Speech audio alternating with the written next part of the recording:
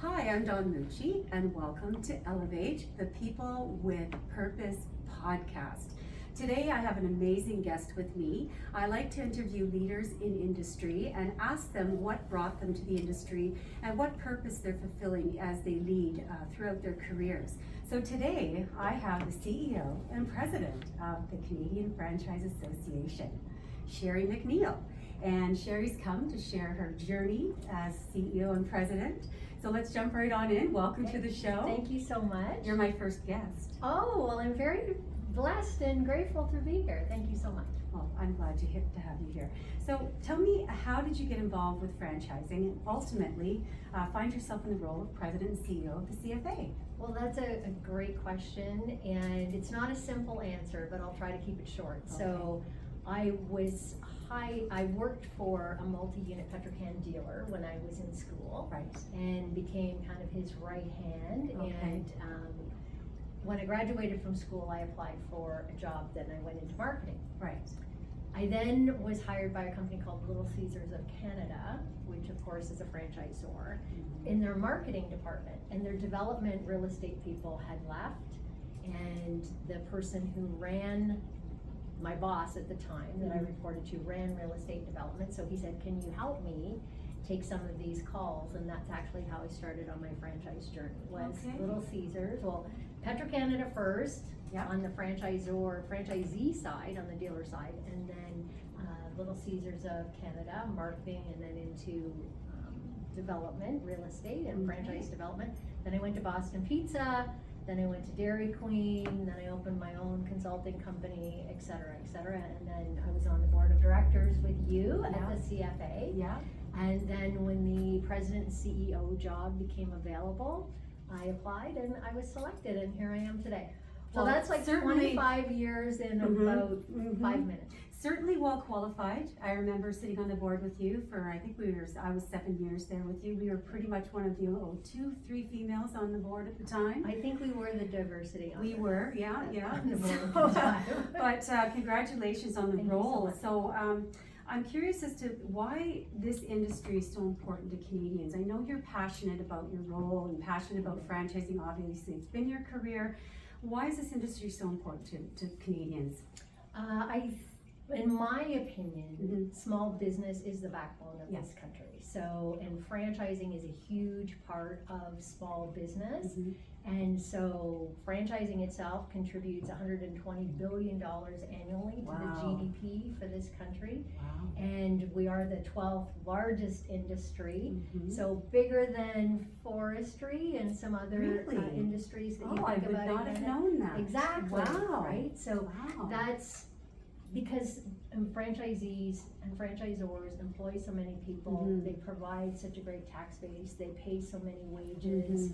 The franchisee lives and works in the community in which their business is in. They give to all the charities or a bunch of the charities within that community. They make a difference each and every day within that community. Yeah. So that's why I'm passionate about it. Yeah, I can tell. I can really tell. You have that. That's how I sound when I talk about headlights, quite frankly. Nobody gets it. I get it. But anyway, it's very important to be passionate about what you do. So I was just going to ask if you could share some stats that people might not know about franchising, which you did, and I did not even know that it was that big as far as small job creation. And so are there any other stats that we might want to know about? Good question.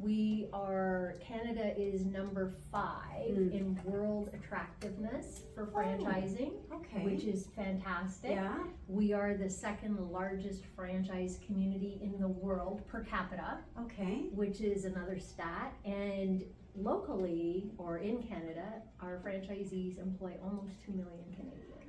That is incredible. And why do you think that is? Just because franchising is we're a very franchise friendly country.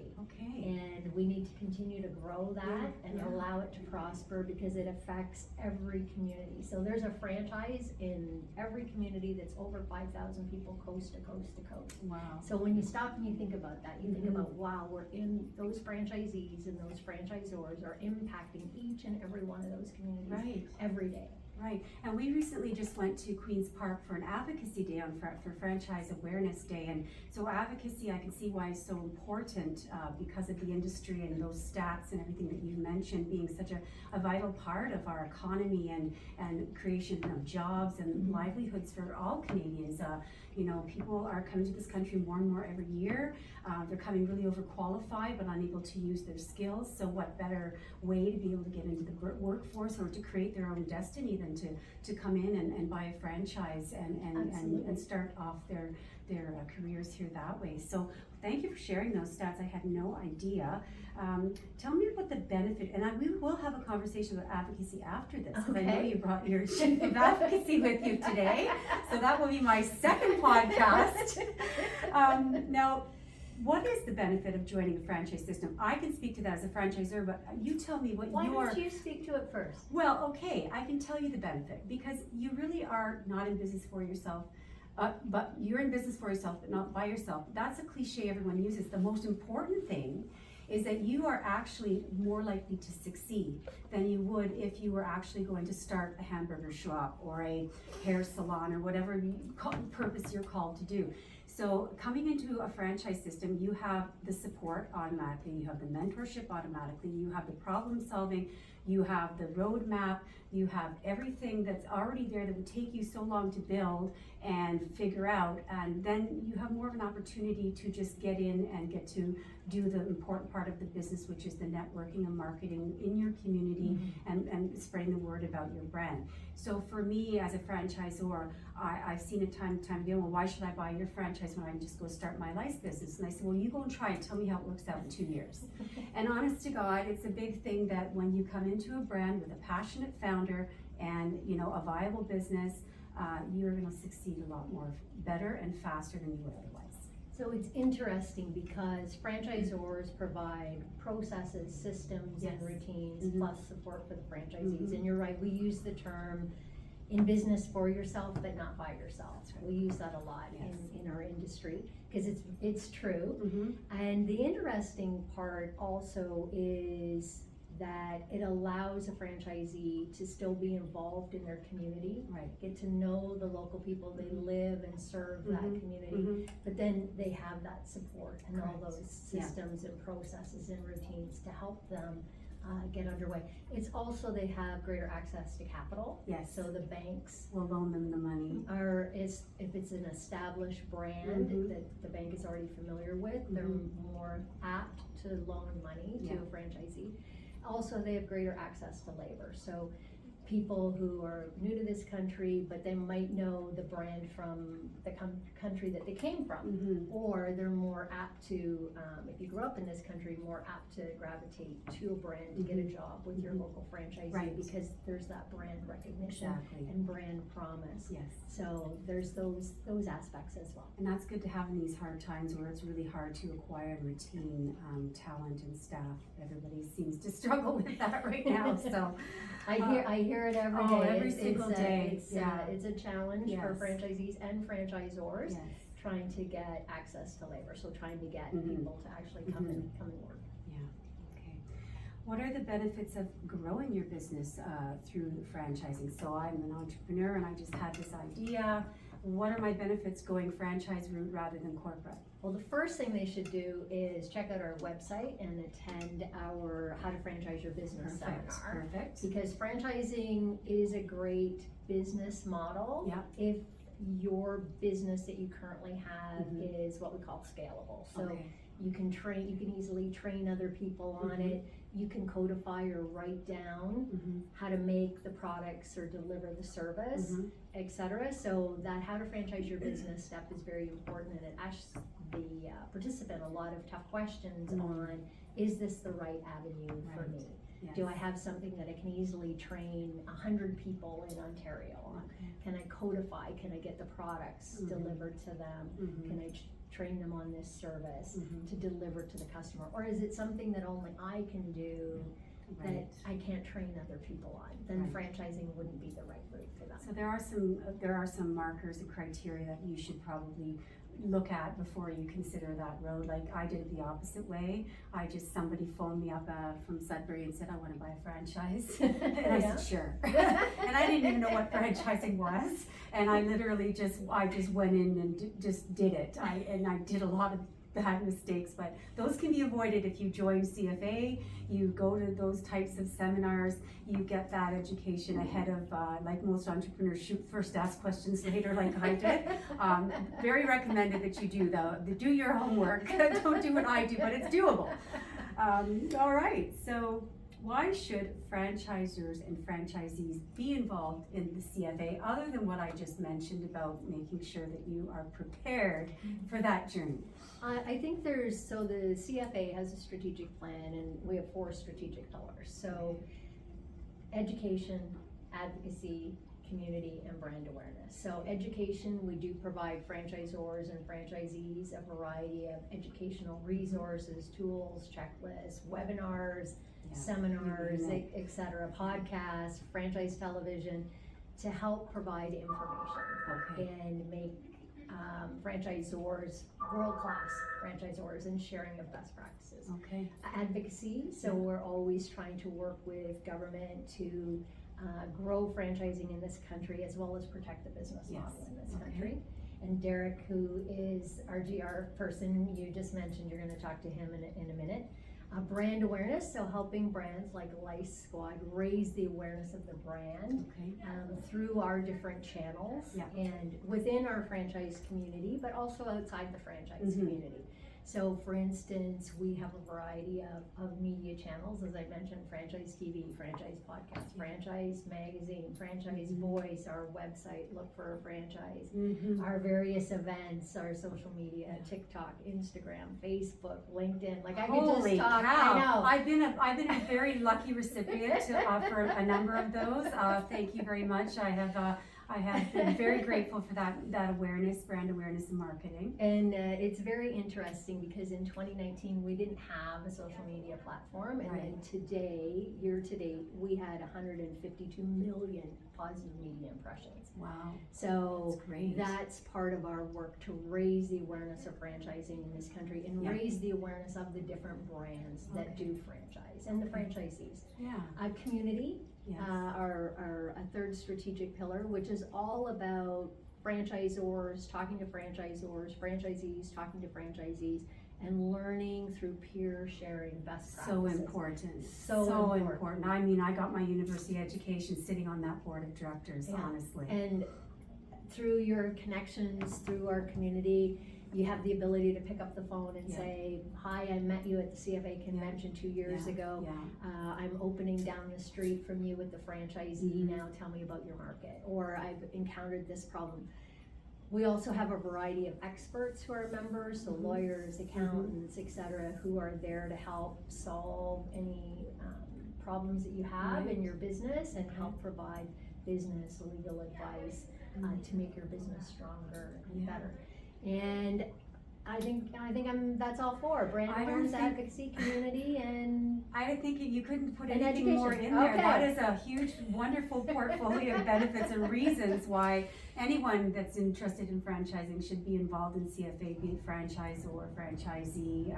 I know I've gained a lot of benefits on many levels from many of those things that you've mentioned, and you do have specific things for franchisors, which I'm well aware of, and a lot of that you just mentioned, but I'm more curious about what you have to offer for franchisees. Like for my franchisees, is there something CFA has in place that they can benefit from? So I'm a member, my franchisees are automatically members, correct? Members, that's right. So I'm gaining all of the exposure for them, and I'm gaining a lot of the expertise and best practices and mentorship for myself.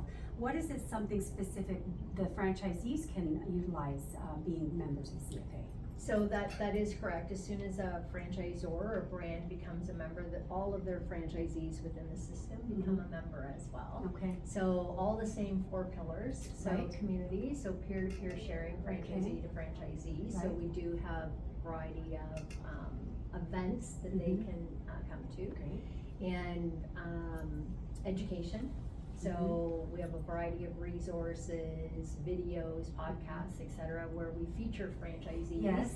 And they talk about the things that they learned on their journey and some of their industry best practices and how they have entrenched themselves in their community, and lots of what I call pro tips that other franchisees could learn from to help make their own businesses stronger.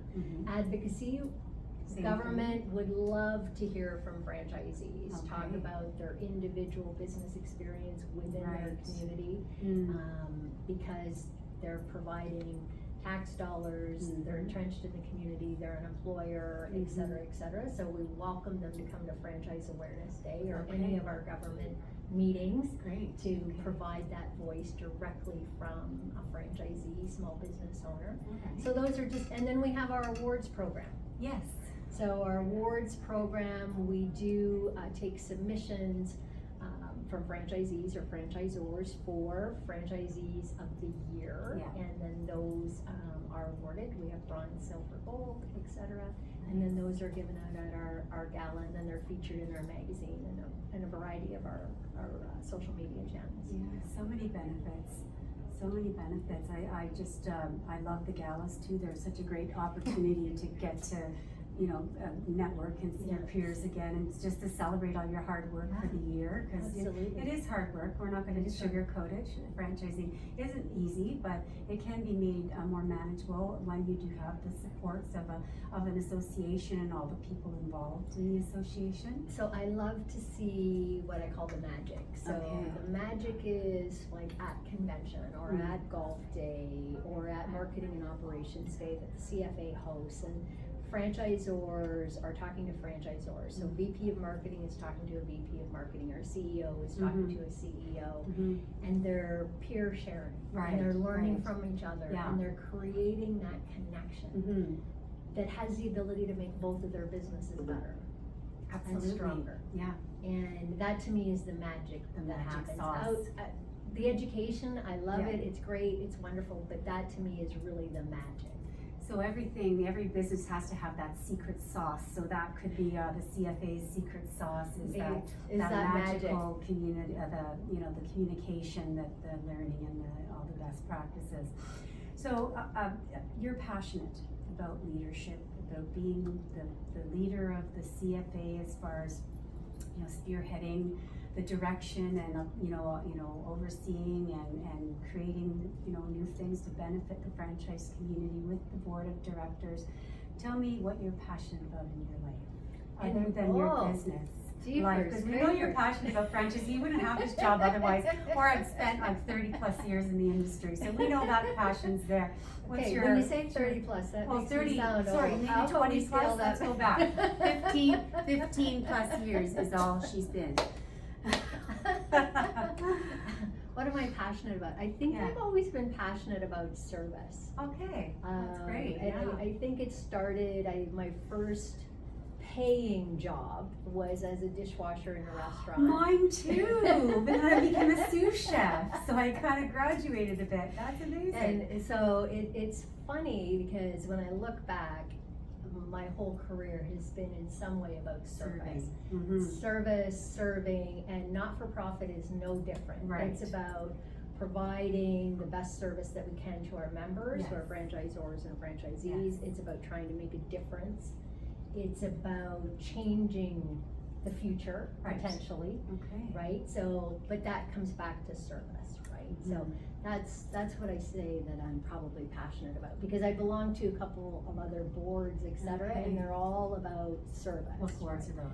So I belong to the Ontario Chamber of Commerce Board of Directors, which is focused on small business, as you know. So that's I'm giving of my time to see if I can support them or help them be better. It also allows them or us to have the conversation at the table about franchising and small business and franchisees. I'm on the executive committee of the World Franchise Council, which is a global entity of international franchise associations from around the world. So once again, volunteering that time to try to make franchising top of mind globally, Mhm. as well as helping our members expand outside of Mhm. Canada or welcoming other brands into Canada. So Okay. once again, the core of that is still It's service.